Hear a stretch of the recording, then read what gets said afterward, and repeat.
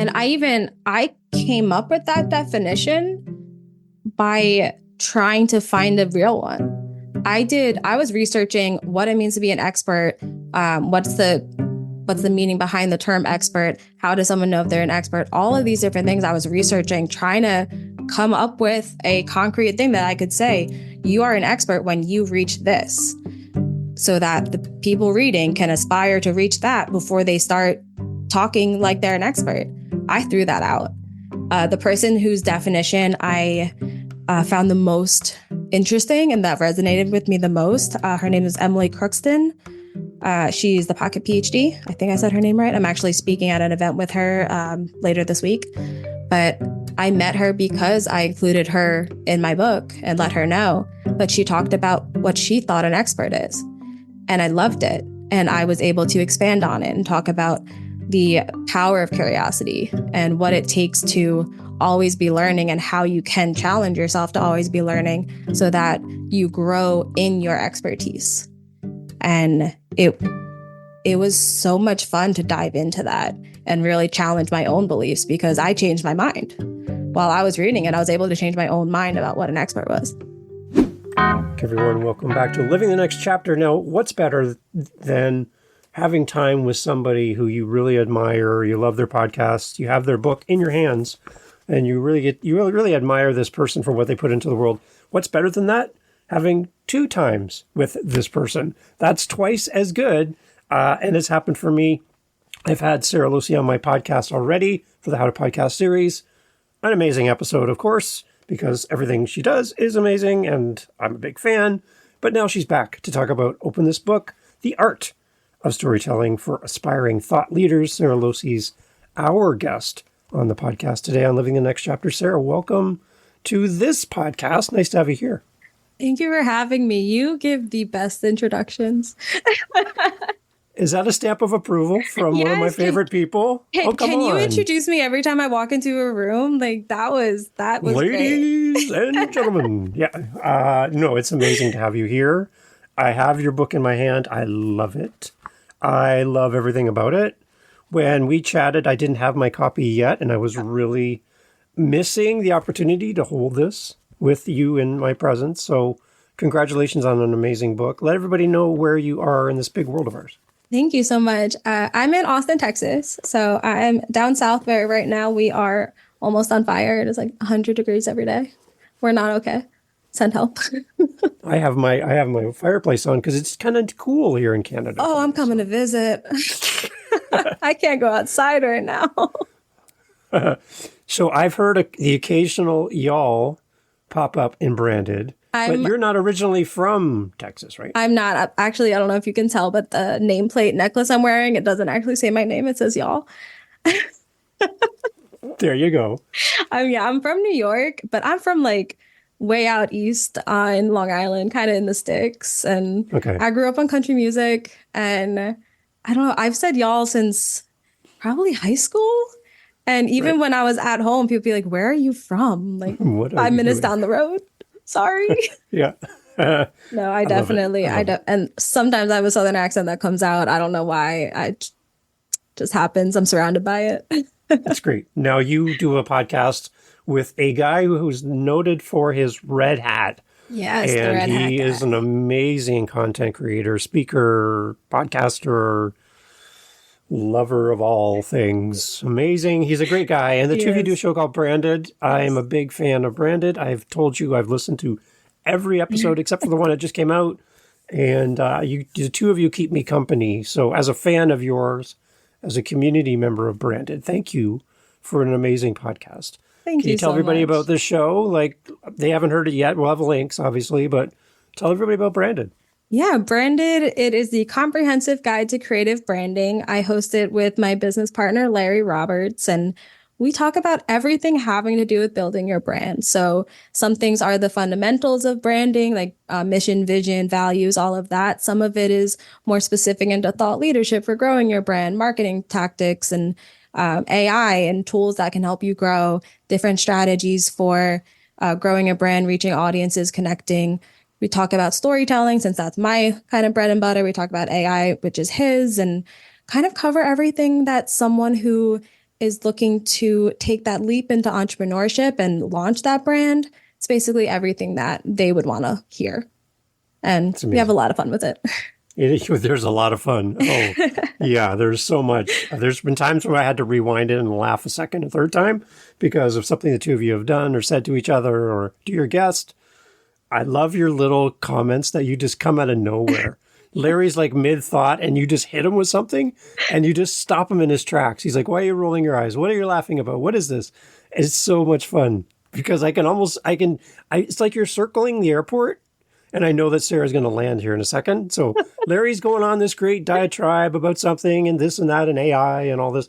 And here comes Sarah stealthily coming in with a comment that boom hits him. And I'm like, it's so good. Sometimes he gives a lot of value and I'm just kind of there for color commentary. So it's okay. We have a lot of fun. We like to keep our bloopers in because that's the fun part. We'll say we're editing this out and we don't. And it stays. Yeah. We're not perfect. We're human and y'all are going to have to just deal with it and come along for the ride. There you go. There we go. We got our first y'all in here and I'm happy for that. So the book, Open This Book came out. When did the book arrive? End of April. Online? End of April? Okay. I launched it on April 25th because it is the perfect date, which some people understand, some people don't. Explain for those of us that don't. Because I know the story. Miss Congeniality, the Sandra Bullock movie, when they're interviewing, I think it was Miss Rhode Island, they ask, how would you describe your perfect date? And she says, April 25th, because it's not too hot, not too cold. You just need a light jacket. So that was my book release date was the perfect date. I love that connection. That is so good. We're going to actually have to have a link to that. That's funny. Now, okay, so what's the big idea for the book? Why did you write it? Why do we need this book in the world? What's the idea that sparked this? Yeah, the idea that sparked it originally was an experience a couple years ago where I really learned how to tell a story and what it takes to tell a story in a way that's really compelling. And that's the basis. But I've just been in this content creation space. I run two different media companies. I used to have a financial literacy media company. I've been in marketing forever. And I see so many marketing messages and sales messages. And I think they say like 60 million pieces of content go out every day.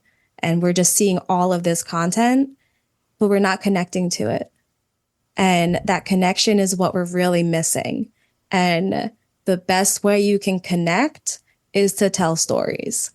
So I really wanted to not only tell my own story because it's fun too, and I have some fun stories, some embarrassing stories that I share, and it almost goes into like memoir territory in some places, but I'm doing it to teach you how to tell your story and to convince people that they have a story and that story is worth telling. Because a lot of people just don't think that they have one. They don't think that anyone needs to hear what they have to say. Anyone needs to hear their story. And I really think that if people can change their mind about that and embrace their own experiences, we'll have a lot more connections.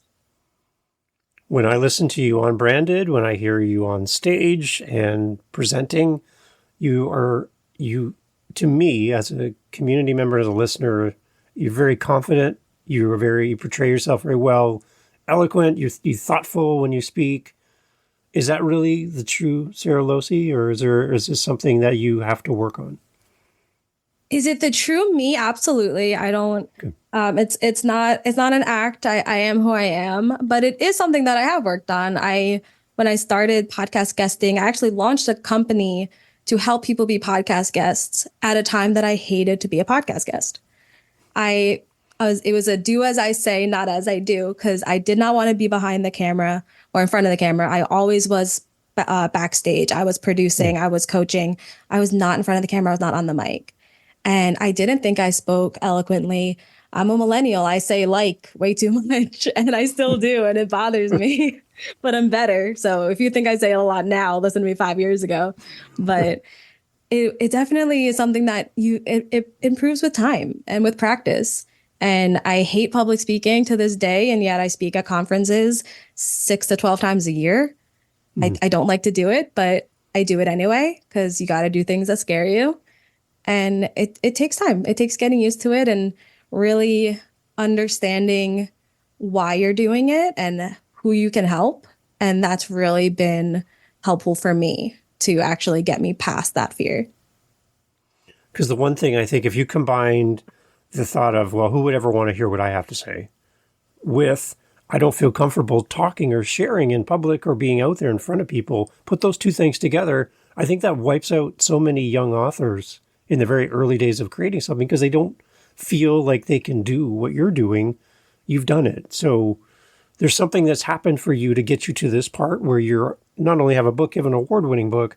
So something's happened, and there's someone listening and they're like, Sara, like it seems easy for you. Like it just seems like it's effortless, but it's not. You mentioned in the book, like hiding under the table and having like big old cry because of what's going on in your business and your life. We just see the final results of where you got to. We haven't seen the journey of all this, how it got here. For that young author that's listening, Sara, they look to you as an inspiration, but they don't feel they have what it takes to get to your spot. What do you say to them? Me neither. That's the truth. There were so many times in the writing process where I just stopped. I'm like, who do I think I am?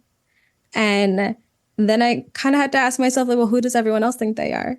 Why does everyone else have a right to publish books and to put their thoughts into the world? What makes them different than me? What makes them better than me? And it's tough. I have people who do tell me that I need to stop. Basically, I had someone ask me what I could possibly have to teach them at 28. And when you really stop and just ask yourself why you want to do something and what's the driving force behind you, the rest stops mattering. So my book, it's at a #1 new release for a week straight. It's won one award so far in the month it's been out. That's great. But my goal for it was just to reach that one person who needed it, who really wanted to tell their story, who had a story that could impact people, but didn't know what to do and didn't know how to do it. So if I reach that one person, I'm happy. I don't need everyone in the world to read my book. Yeah. That's okay. It's written for the people who do want to read it. Yeah. There's a saying, some words, and if you have any type of church background, this will sound familiar, but it basically goes along the lines of, don't let anybody look down on you because you're young, but set an example. And that's what I see when I hear you, Sara. There are people that are going to be those type of people that are like, again, what do you have to offer? You're so young. You're setting an example, not only for people your age, but people my age, like you're the age of my kids. And I'm like, I find inspiration from you because you are an example to me about how to brand my podcast, how to brand my business. You have knowledge I don't have. You're my example, despite age. And that's what I love about what you do and what you put out in the world is, even though there are those people that say those things, you just power through that and you show up. And I think that's the hardest thing and probably the most concise way to get success. Power through, be the example, and don't let those words sit with you in your heart. Yeah, I think if someone asks what you could possibly teach them, the answer is nothing, because you're not open to learning. I think I learn from children every day. I learn from people older, younger, same age as me. I learn from animals. I learn from everything. And you just have to go through life with this open mind and willingness to learn, or else you're never going to learn anything, no matter who the person is. And it's not on me. It's not on me to open your mind. I'm not going to try. But there is a book that one of the authors that has really been an inspiration to me, and I'm just waiting for him to send me a restraining order because I don't stop talking about him. But it's Austin Kleon, and he has a book called Show Your Work. And it's all about that idea of, if you have these ideas that you want to put into the world, you have to show them. You have to put them out. And that was a really great book for me to read that kind of gave me that push to start using my voice and telling my story. I love it. It's good. One thing I love about the book too is your illustrator. Yes. And I love to talk about this and how you got this arrangement, because you did something unique. But as you go through the book, along with like journal entry spots where we can record our thoughts. You've got great journal prompts that make us think and answer a question. There's lots of room. And I like that you say in the book that this is meant to be written on, but please don't fold over the corners, you animal. Like, it's so funny. Yes. I'm like, that is Sara right there. But there's these amazing imagery and things that go along with the content, and it's beautiful. I really love it. Can you talk about how you got this arrangement with this illustrator? And let's do a shout out for her as well. Jasmine, she is my favorite person. She goes by Jasmine Designs. Her company is the Creative Business Kitchen out of Australia. She is phenomenal. I actually met her through my publisher. She was also working on a book at the time, and we instantly clicked. We are the same person with different accents. 100%. We are the same person. Our brains think the same. We say that we make the same jokes. And her artistic style is what mine would be if I had talent. I don't. I have no artistic talent. But she puts all, like, what I picture, she creates. So I met her through my publisher, and I was worried about what my cover was going to look like because I didn't know what designers they were going to work with. And she's like, well, I'll just do your cover. It's like, okay, I'm not going to say no to that. And she designs me my cover. And then she says, she asked if I just want her to illustrate the whole book. And I was, yes, but I don't have that kind of money. And it's fine.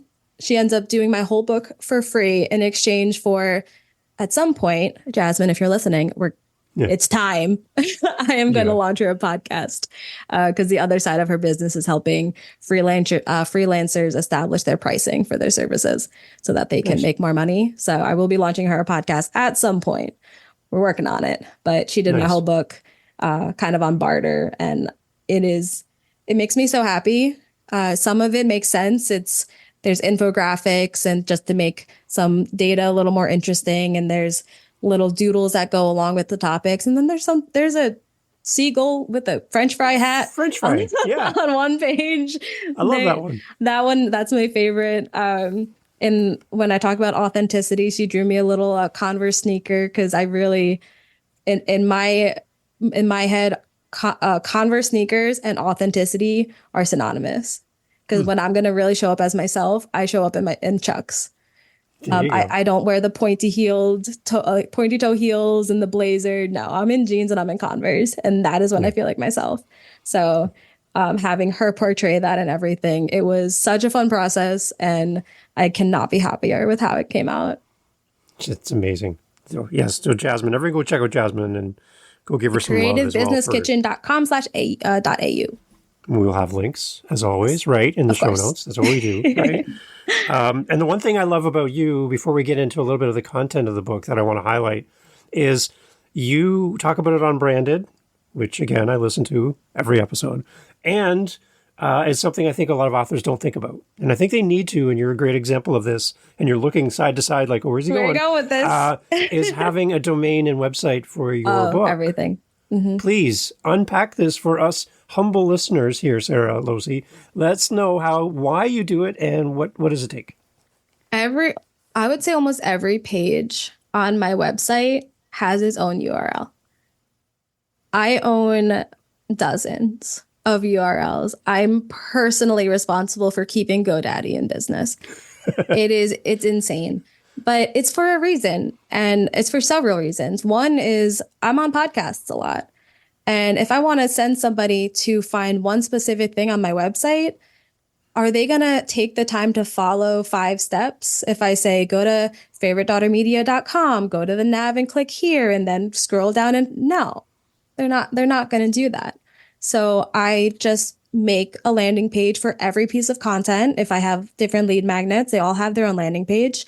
And then I buy a URL. So all I have to say is, if you want the free journal that goes along with my book, go to openthisjournal.com. That is real. You can go there.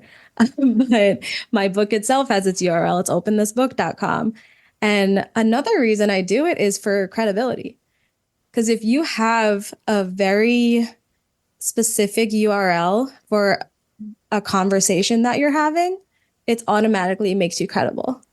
So I run a podcast production house. So I work it with people in real estate. I own podcastforrealestate.com. I work with education. I have podcastforeducation.com, nonprofitpodcast.com. I'm a podcast guesting coach. I'm pretty sure, I think I own my podcast guest coach because I think podcastguestcoach.com was taken. Oh, wait, no, I own podcastguestcoach.com and then mystorytellingcoach.com. I think I just bought them. They're not set up yet. Don't go there yet. But every service has its own, and it just makes it really easy. But if I tell someone in real estate that I own podcastforrealestate.com, I automatically sound like I know podcasts and I know real estate. So it's just instant credibility and it's easy to remember. At what part in the writing process of Open This Book did you have the website already purchased? 3 days before it published. Oh, wow. Oh, okay. I was not prepared with this one. I have like three different landing pages for the book because I have favoritedaughtermedia.com/book, which is the one that I list in the book. And that's the resources page. So there's all the journal prompts. There's, if I mention different studies, there's links to read them and all of the different content that's there. But then openthisbook.com has all of the editorial reviews and some early reviews. And that's just a kind of a sales page. And then openthisjournal.com is all of the journal prompts for someone who hasn't bought the book. And then also the information so that if they want to buy the book, I can entice them. So my book has 3 different websites. There was a point that I heard you talk about on Branded where, again, I love the show, that you talked about your book and the process of writing, and you got to the point where you almost released the book as is because it's just like, okay, I'm done. Let's just move forward with this. But then you didn't. Yep. Why did you stop? And what happened after you stopped? So I was working with a publisher and it was almost like a publishing mastermind. There was a group of us. We were all working on our own books and we would meet weekly, talk about different parts of the writing process and work through ideas and stuff. And that's how I met Jasmine. That's how I met my publisher. And he had set us not a deadline, but his timeline had us releasing in like October. So that meant I had to have my draft completed by, I think it was the end of August. So I worked all night for a couple nights in August, getting that book finished. And I was like, okay, I'm done. It is my deadline. We are done. Here you go. And then I read it. And this is not done. It wasn't. I was trying to make a deadline, not make a book. Or trying to make a deadline, not make a difference. And that's not what I was doing this for. I didn't want to write a book just to have my name on a cover. I have Photoshop. It's a lot easier to just put my name on a book. I really wanted to make something I'd be proud of. And I reread the draft that I had, the manuscript, and I wasn't proud of it. There was not enough content. There wasn't enough value. And if I had paid the amount that I mean, it's $15.99 I think on Amazon, which isn't a whole lot of money. But if I paid that for a book that I was like, this is junk, I would be upset. And I did not want to put my brand and my name behind something I wasn't proud of. So I threw the deadline out, said, sorry, but you're stuck with me for a couple more months. And I stepped away from it for a while, took a couple weeks, maybe a couple months to just kind of clear my head and be able to look at it with fresh eyes. And I came back to it. I think I doubled the amount of content. I changed things. I took things out. I think I changed the purpose. I think originally it was supposed to be storytelling to build your brand. And now it's storytelling to be a thought leader. So I wanted to broaden it a little bit. I talked a little bit about branding in it, but it's for way more than that. And I got it to the point that I could look at it and be really proud of it. And that's when I knew it was done. And it's not, because there's 2 typos so far that I found in the version you have. I fixed it literally this week. I found 2. I'm going to find them. I want to find them. I want to be in. Yeah. If there's more people, y'all let me know so I can fix them because you know how people, when someone's on like The Bachelor, they tweeted something in 2005 and it comes back and they get canceled. Yep. Yeah. About, I don't know, maybe like 6 years ago, I remember tweeting because I was reading a book And there were so many typos, just ridiculous typos. And I remember tweeting, I hate seeing professionally published books with typos. Yes, I'm talking to you, James Crepando. And then I released the book with typos. I'm like, I know that tweet is going to come back to haunt me. I'm so sorry, James Crepando. I'm so sorry. I hope you fixed that. One of them was really bad. It was like the medical school of medicine. Like it said it twice. It was stupid. Yeah. But I'm so sorry. It's harder than I thought. Yeah. I was fixing typos up until the KDP gives you up to about a week before your scheduled release date to make changes. I submitted my final changes 20 minutes before the deadline because I found more typos. There you go. See, it's always going to be a work in progress. Okay, so the one part that I wanted to jump in today to highlight a portion of the book was this whole thing around thought leadership in comparison to influence. Yes, influencers. Okay, so I'll give you a quick story. I went to New York City when I was young, and I noticed as a visitor to New York City in Manhattan, as I'm walking, I'm looking up. So obviously I'm not from Manhattan, as you can tell, because I'm looking at these tall buildings going, oh my gosh, it's so big here. Looking like a tourist. Yeah, right. I'm a tourist. I know.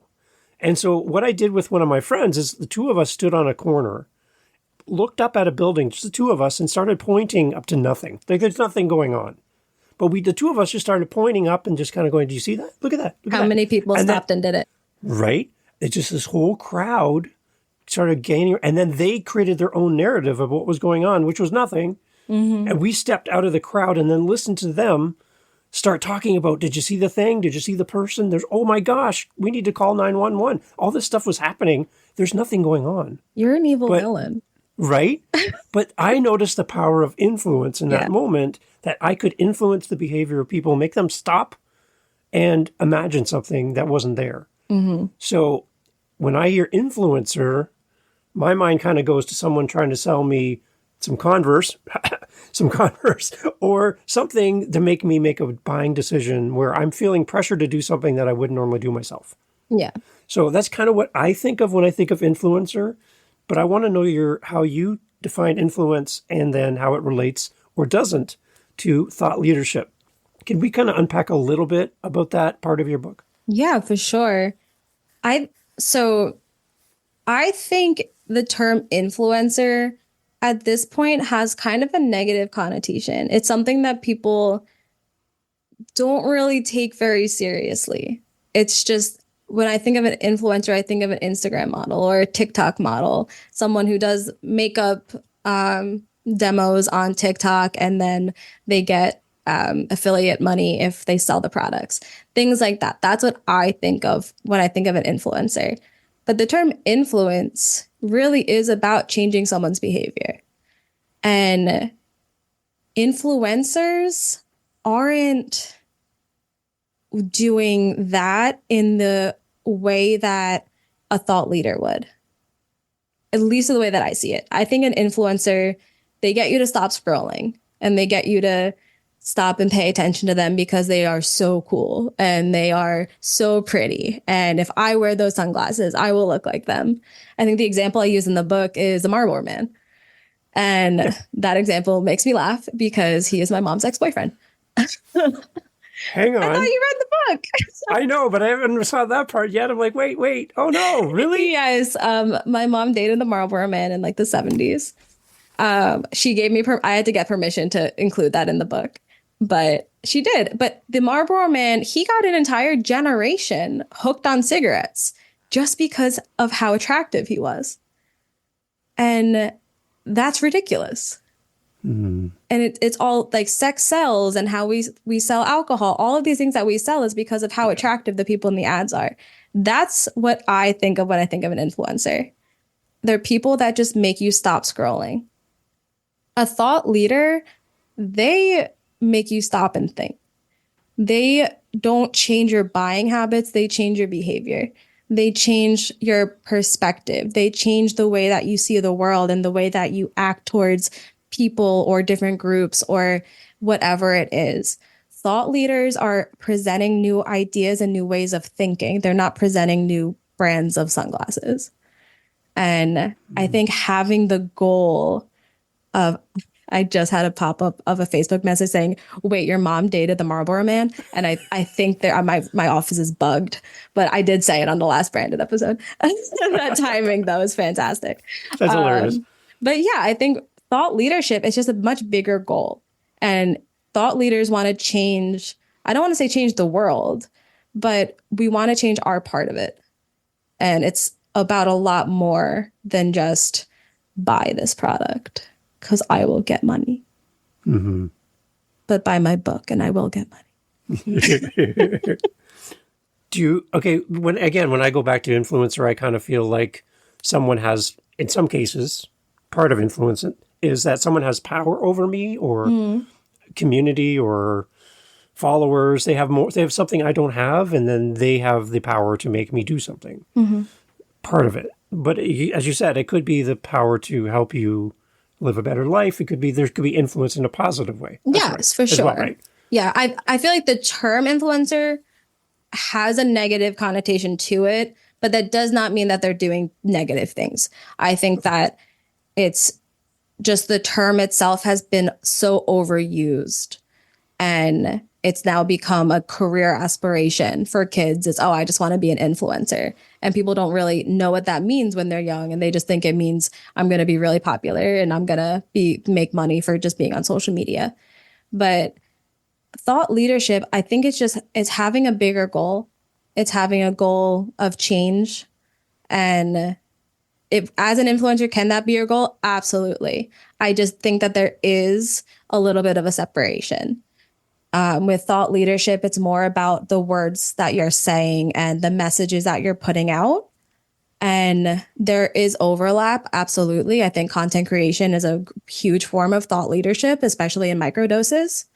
But I definitely want to draw a little bit of that line so that thought leadership becomes what we aspire to. I think when we hear kids saying, I want to be an influencer, versus if I hear a kid saying, I want to be a thought leader, it has such a stronger connotation, and it implies that they want to change something, that they are passionate about something, and they stand for something. And I think that is a really powerful goal to have, more so than the term influencer. Okay. So how would you frame this then? Favorite daughter media demonstrates influence by... What's your answer? Ooh.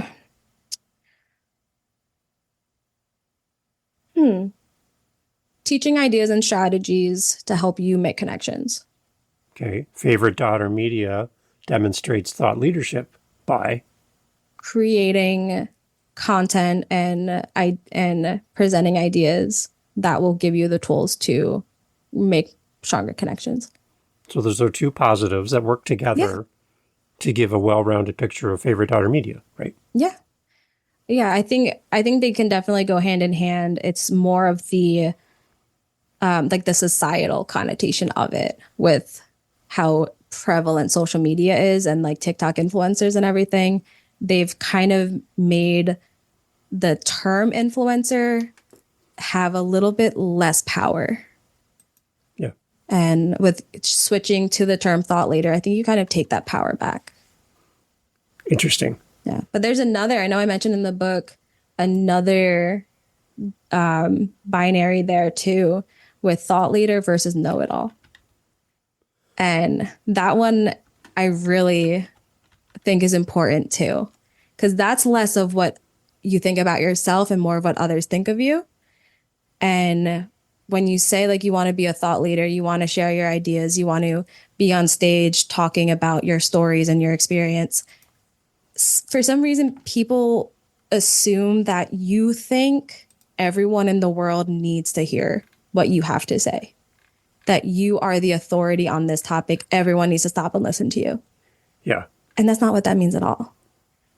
If I think I'm a thought leader in the podcast space or in storytelling, podcast casting, whatever it is, if I say I'm a thought leader in this, I'm not saying the entire world has to hear me.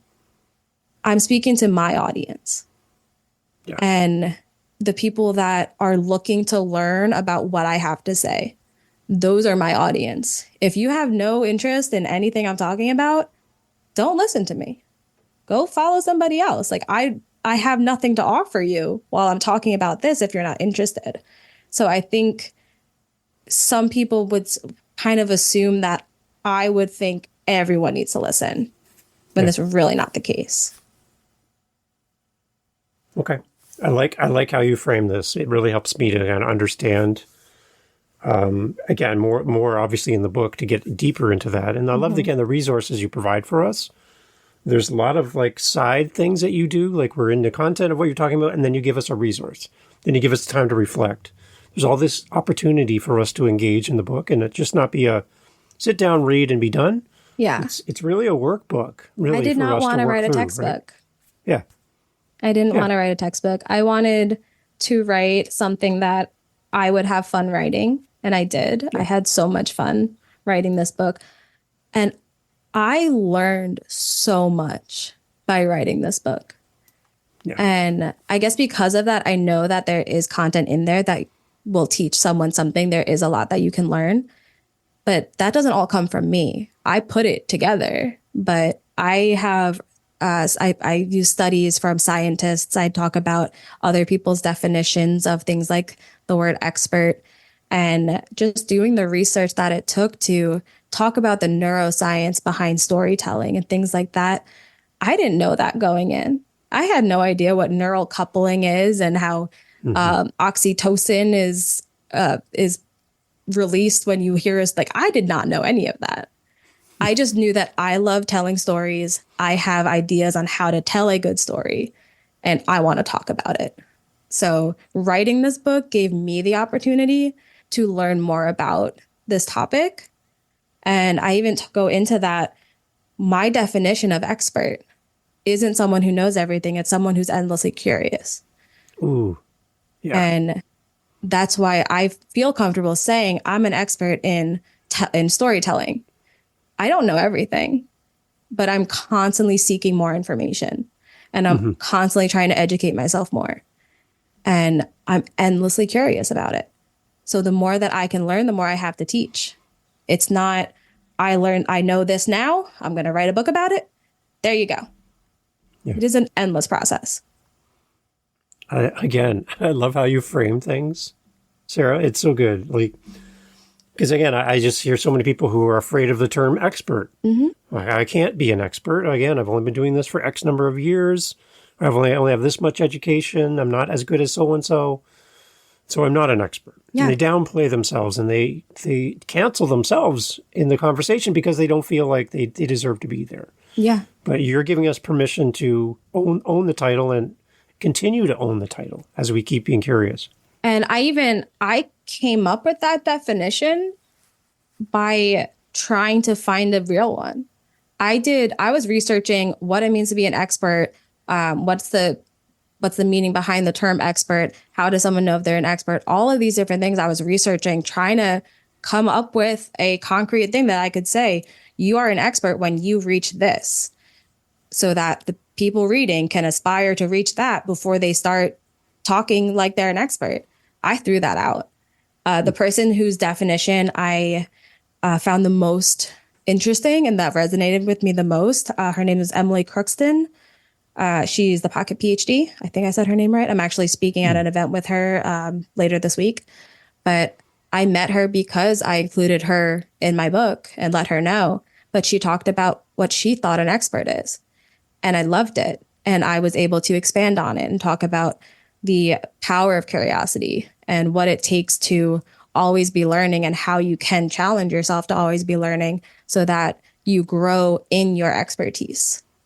And it was so much fun to dive into that and really challenge my own beliefs because I changed my mind. While I was reading it, I was able to change my own mind about what an expert was. Sarah, I unfortunately, you have a whole day of things to do, and I have you for a moment in time, and I'm really grateful that I get to have you on my screen and have a chance to talk with you. Before we go, we're going to do the thing we always do, but I have one last thing I want to end off with before we leave.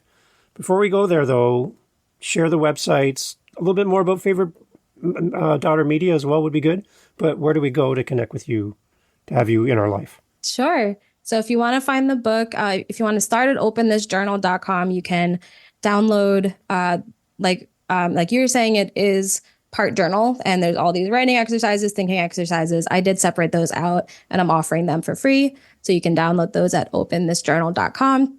Take a look, see if you like it, and if you love it, go buy the book. And favorite daughter media, I work with anybody who's just trying to tell their story or make their connections, reach an audience in a very personal and positive way. I produce podcasts. I help you guest on podcasts. I help with your branding, your brand story, all of that. So any way that I can help you tell your own story and get it out there, I'm happy to do. Thank you, Sara. What does it mean for you to hear back from your readers through reviews? How does that help you as an author? Oh my gosh. The things that I've been hearing have been just so unbelievable. I did not expect, I knew I was writing a book, figured my friends would buy it, the people that in my network that I know would buy it just so that they would support me. I got a LinkedIn or no, Instagram DM from my grandmother's rehab nurse that she borrowed my book from my grandmother and just had to reach out and tell me how much it impacted her. I had someone in South Africa write an amazing 5-star review saying that my book was the light in the darkness that they'd been looking for. Wow. All of these things that people have said, I'm like, that is not what I expected. And I'm amazed that people have gotten that much from it. And I'm so thankful that they did. But I think that what I hear the most that I do really love is people are telling me that they can hear me in the pages. Mm-hmm. And I love that. Mostly people who know me, that they read it and as I know your voice, I hear you in my ear, just reading me these stories, because I write it very authentically. I write it in my own voice, but I've gotten it from people who don't know me. People who say, I feel like I know you now because I felt like that book was just a conversation. And being able to successfully write a book that is that personal and is that like approachable, there's nothing to be afraid of. There's nothing you're not going to understand. It's very just the way I would explain it out loud is the way I explain it in the book. So I feel like that might be something that people have tried to do and have missed the mark a little bit. It ends up still feeling like a textbook. I don't think mine does, and I'm really proud of that. Okay. One of the encouragements I have for everyone that listens to this show is when they buy the book to leave a great review beyond great book, great author. Let's go a little deeper, because then it's going to help people make a buying decision and help share this book out. So as we end off, Text Mom26 here on Amazon. I'm just have it up here. 5-star review. It says, definitely open this book is the title of their review. This person writes, fun and relatable book with great methods for telling stories. As a teacher, I'm excited to incorporate more storytelling to connect with my students and colleagues. For Text Mom26, your message for them as the author, back to them as a reviewer, what would you like to say? Thank you.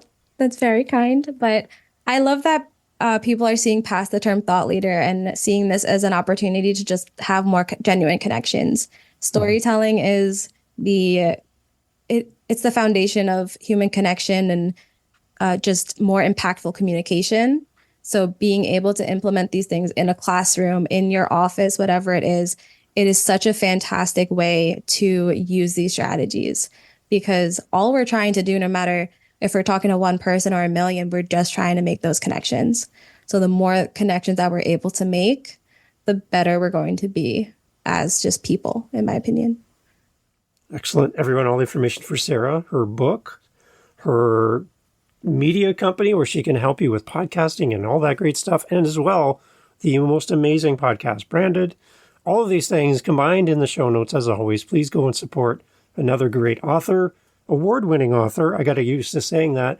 And podcaster, creative person. If you have a chance to see her on stage, make sure you go up and shake a hand and do the whole y'all. Make sure that all happens. And Sara, thank you so much for being part of the podcast. Thank you so much. I'm happy to be here.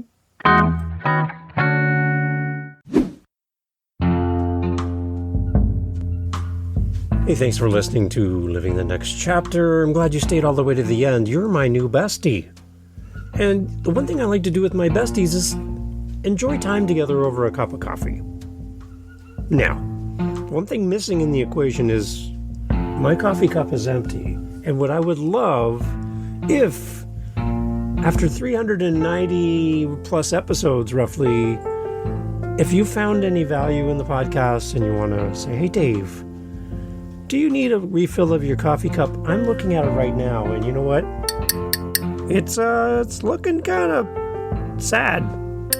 There's not much in the coffee cup. If you want to help support the podcast, I would love you forever as besties and celebrate coffee with you. You can celebrate and support the show at our website using our Buy Me a Coffee link. And all the money goes back into the podcast. And we also like to give it to other podcasters. So if you want to support the show, head over to livingthenextchapter.com and let's top it up. Thank you guys. Thanks for listening. Cheers.